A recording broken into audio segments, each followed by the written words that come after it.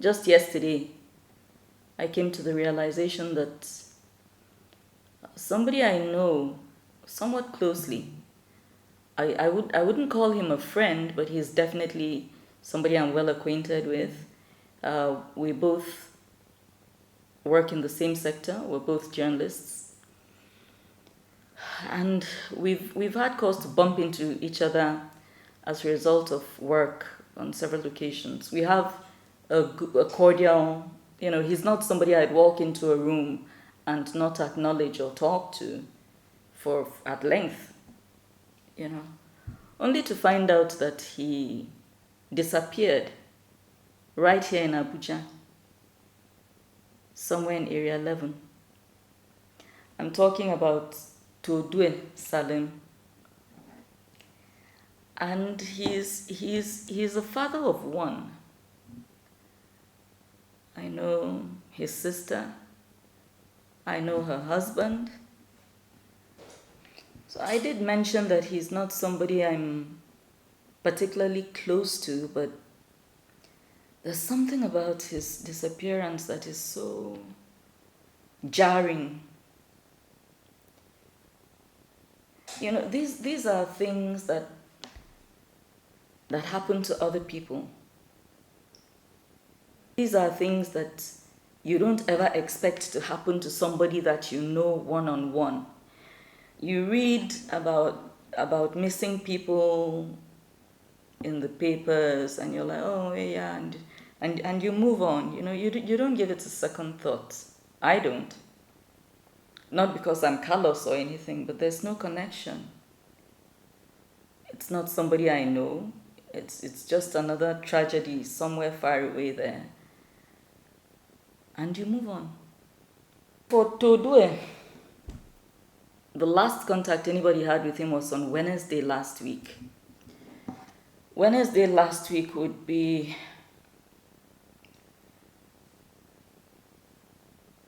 I have to check my calendar.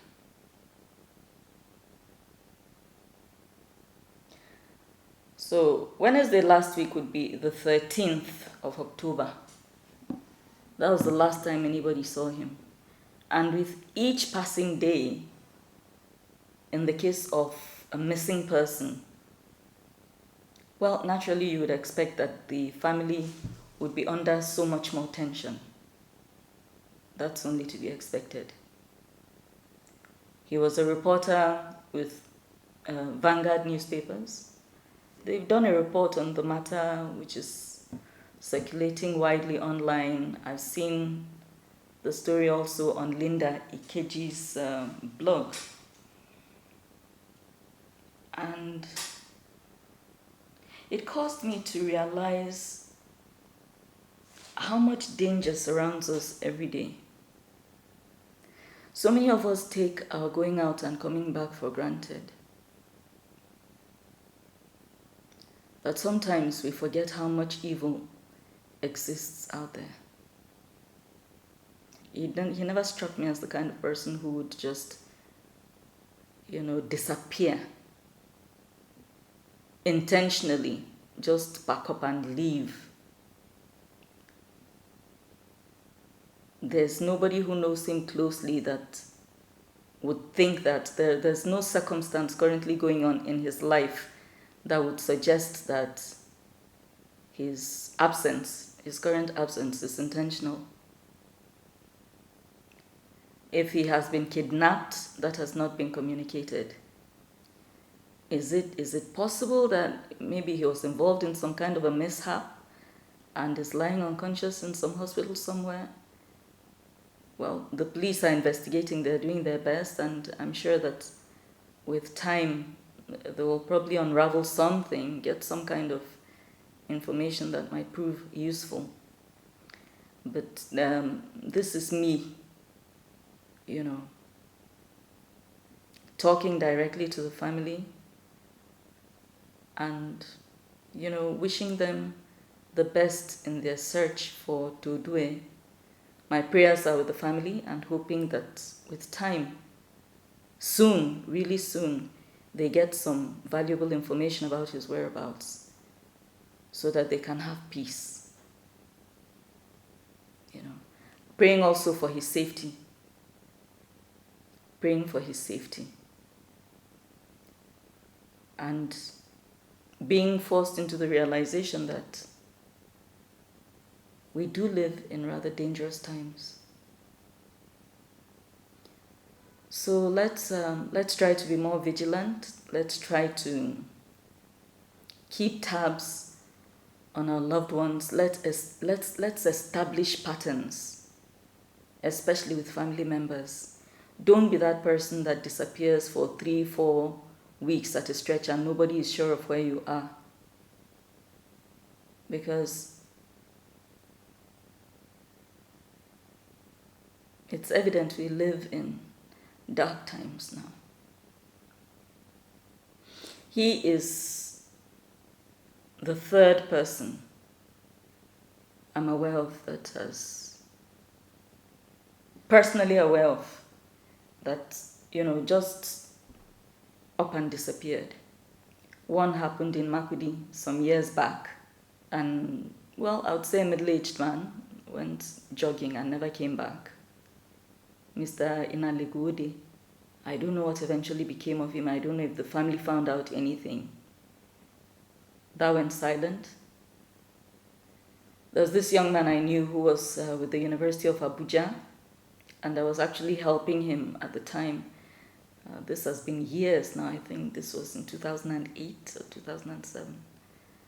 I was helping him. They were trying to put together a campus magazine or something, and they wanted me to be on the board. And so he'd frequently leave the school in Gwagwalada and come to town for meetings with me. I was not convinced. I didn't want to be involved in the project because I had so much work of my own to do, but he was a very convincing young man. And when I saw his commitment to the project, I begrudgingly, started getting involved, only for this young man to essentially fall off the face of the planet and disappear.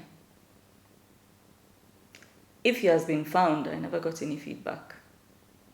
But I recall that I came to know about it when the family came to my office to ask if he had told me anything, if I knew anything about his whereabouts, and I was hearing that he had disappeared for the first time. This was a couple of weeks after I last saw him. So to all homes, all families that are coping with one form of loss or another, be it bereavement, be it missing persons and things like this. Even when we're not the ones directly, it's not a family member, it's not a close friend.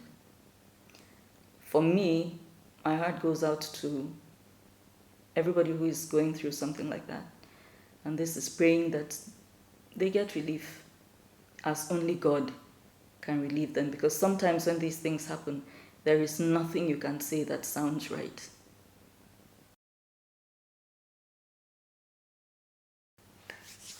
So people, for me personally, the last 3 weeks have been somewhat trying, they've been somewhat challenging.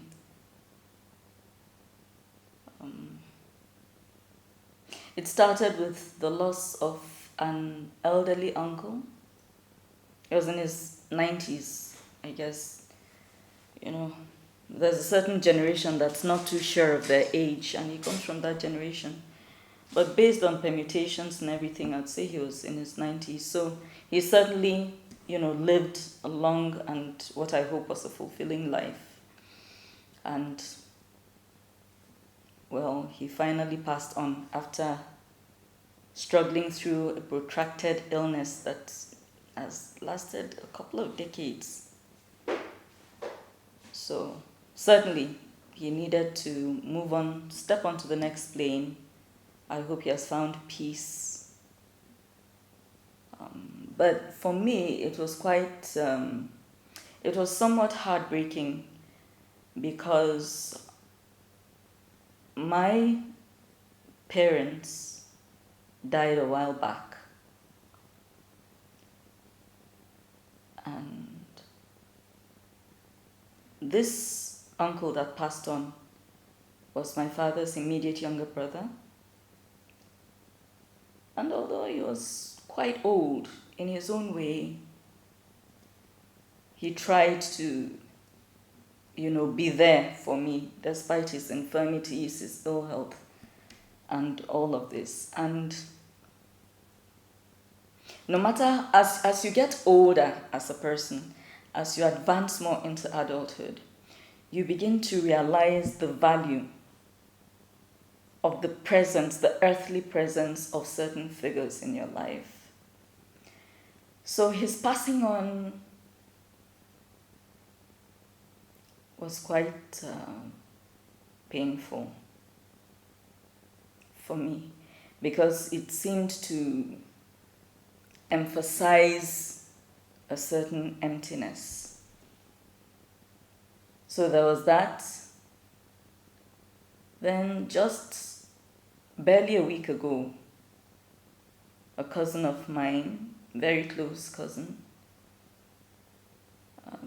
she lost her only son. He wasn't yet 20 years old. I think he was about 17 or 18. In a very ghastly way, he was in school.